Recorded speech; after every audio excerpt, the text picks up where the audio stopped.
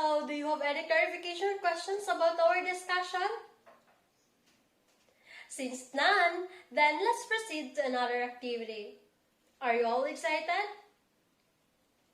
I guess you are. Then let the activity begin. So, for your instruction, from the groups that we have made earlier, you're going to make a concept map regarding from what you have learned from our discussion. It should highlight the concept of arithmetic and ordering of cardinal numbers, okay?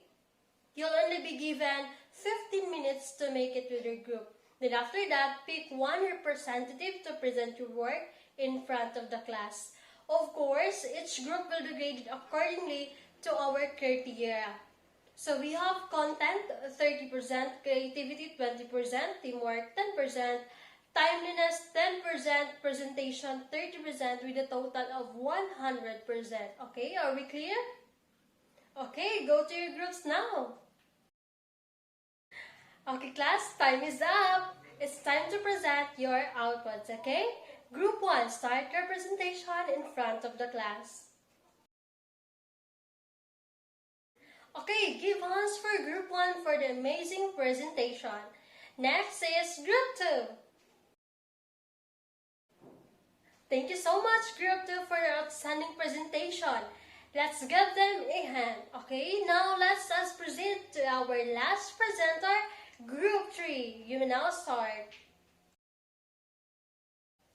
Okay, thank you so much, Group 3, for an amazing presentation. Now, do you want to know your scores? For the Group 1, you got 94 points out of 100. For Group 2, you got 98 points. And lastly, for the Group 3, you got 96 points out of 100. Okay, congratulations everyone, you did a great job. Now let's give yourself a round of applause. Okay, from the discussion that we have earlier, who can share your ideas about our topic that you have learned today? Yes, please. Yes, very good. You are right that the arithmetic of cardinal numbers extends the familiar operations of addition, multiplication, and exponentiation from natural numbers to all cardinal numbers. So, this generalization allows us to perform these operations on sets with different cardinalities. So, very good. Thank you so much for that. So, in addition to multiplication for finite sets A and B, we have the following properties, right? So, who can enumerate these properties? Yes, please?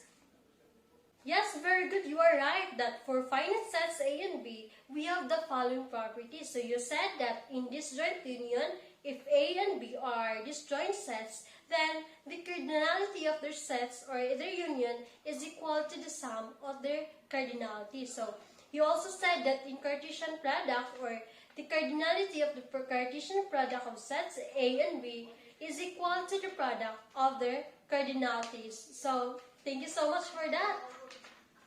So, how about unary exponentiation? Yes, please? Yes, you are right that in unary exponentiation, it allows us to assign a cardinal number to the power of 2 for any cardinal number. Excellent. Thank you so much for that. So, the arithmetic of cardinal numbers generalizes the operations of addition, multiplication, and exponentiation from natural numbers to all cardinal numbers. So, these operations have certain properties and can be applied to sets with different cardinalities. So, do you have any questions or clarifications? So, since none, we're going to have an assessment. So, our direction, read each question carefully and choose the letter that corresponds to the correct answer. Okay, are you ready? So, are you done? Okay, pass your paper forward. So, for your assignment, just advanced study on the topic continuum hypothesis, okay? Write your answers in a one whole sheet of paper.